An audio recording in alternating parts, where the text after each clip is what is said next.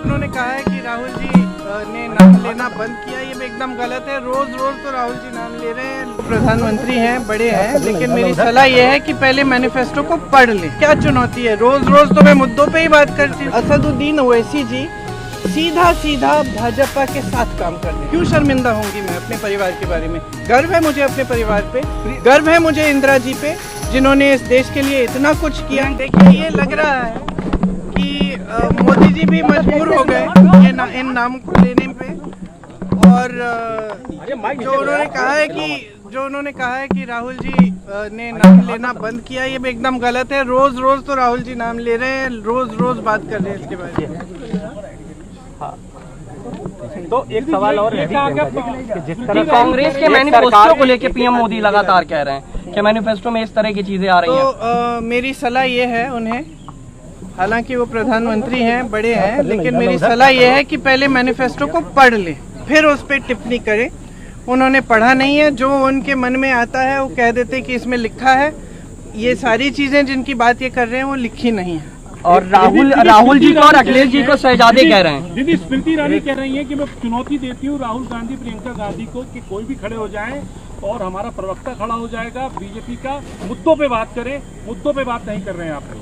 हम मुद्दे पे बात नहीं कर रहे हैं, लेकिन आप तो देख रहे हैं कि रोज रोज हम ही मुद्दों पे बात कर रहे हैं।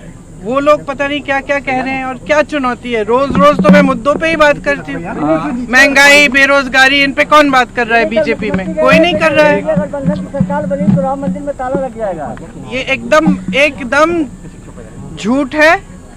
ये बिल्कुल कांग्रेस पार्टी ने कह दिया है, बहुत बार कहा है कि जो निर्णय आएगा उसका सब आदर करेंगे, और यही किया है दीदी इंडिया और आगे भी करेंगे। इंडिया गठबंधन का पीएम दावेदार, कोई प्रेस कॉन्फ्रेंस नहीं आ पा रही है, लगातार आरोप लग रहे हैं, क्या कहेंगे उस पर? इंडिया गठबंधन के पीएम दावेदार का इंडिया गठबंधन ने कह दिया है बहुत बार, सब नेताओं ने कहा है कि ऐसी जब परिस्थिति बनेगी तो सब इकट्ठे बैठ के तय करेंगे। असदुद्दीन ओवैसी जी सीधा सीधा भाजपा के साथ काम कर रहे हैं। जहां जहां भाजपा को जरूरत है कि वो किसी को खड़ा कर दे, बाकी पार्टियों को पीछे रखने के लिए वो कर रहे हैं। ये बात बहुत स्पष्ट हो गई है। तेलंगाना के चुनाव में ये बात बहुत स्पष्ट हो गई है।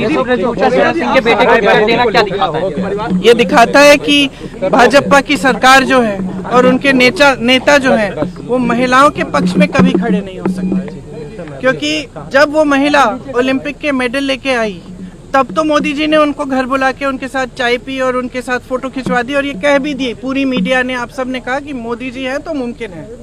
जब उसी महिला ने बाहर बैठ के आंदोलन किया, सड़क पे बैठ के, जब उसी महिला ने कहा कि मेरे साथ अत्याचार हुआ है, तो किसी ने उसको पूछा तक नहीं। वो रो रही थी जब मेरे से मिली, उसने मुझे कहा कि मुझे मेडल मिला।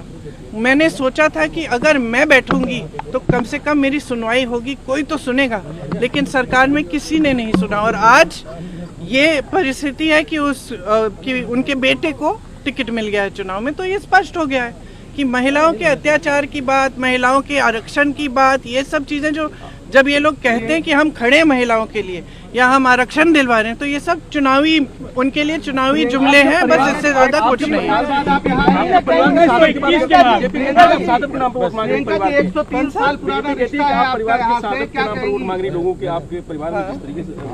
बीजेपी चाहती है कि मैं अपने परिवार के बारे में चुप हूँ या शर्मिंदा हो जाऊँ। क्यों शर्मिंदा होंगी मैं अपने परिवार के बारे में? गर्व है मुझे अपने परिवार पे, गर्व है मुझे इंदिरा जी पे, जिन्होंने इस देश के लिए इतना कुछ किया, जिन्होंने पाकिस्तान को तोड़कर बांग्लादेश बनाया। गर्व है मुझे इंदिरा जी पर कि उनकी शहादत हुई इस देश के लिए। राजीव जी के ऊपर गर्व है मुझे कि उनकी शहादत हुई। क्यों नहीं बोलूंगी? मैं क्या चुप रहूं और इनको गालियां देने दूं? और ये सुबह से शाम तक सिर्फ ये कहते हैं कि इंदिरा जी जैसी शहीद, राजीव जी जैसे शहीद देशद्रोही थे। मैं चुप रहूं? कैसे चुप रहूंगी? मेरी दादी थी, मेरे पिताजी थे, क्यों चुप रहूं? प्रियंका जी, 103 साल पहले नेहरू जी यहाँ आए थे, सैकड़ों किसानों की शहादत हुई थी, 103 साल पुराना रिश्ता हो गया है जी। आज आप कैसे देखती हैं 100 साल के रिश्ते को? देखिए, मैं बार बार ये अपने भाषणों में भी कहती हूँ कि बाहर से ऐसे लगता है, और आप लोग खूब इस बात को कहते हैं कि ये परिवारवाद है और गांधी परिवार है तो यहाँ पे कोई भी वोट दे देगा गांधी परिवार के नाम, आपने अभी कहा शहादत के नाम। मेरा तो इसका एकदम विपरीत मेरी सोच है यहाँ पे जब आंदोलन हुआ, जब यहाँ के किसान 103 साल पहले खड़े हो गए एक इतने बड़े और सक्षम और सत्तावान साम्राज्य के खिलाफ, यहाँ का गरीब किसान खड़ा हो गया, आंदोलन किया, तब उस आंदोलन के बारे में सुन के मेरे परिवार, मेरे पूर्वज, मेरे परिवार के सदस्य यहाँ आए। तो ऐसी बात नहीं थी कि शुरुआत मेरे परिवार के सदस्यों ने की, शुरुआत यहाँ की जनता की जागरूकता से हुई। यहाँ की जनता खींच के ले आई उन्हें यहाँ, और तब से ये रिश्ता शुरू हुआ और आज तक ये रिश्ता कायम है। मैं इस नजरिए से देखती हूँ कि एक प्रेम का और श्रद्धा का रिश्ता है दोनों तरफ से।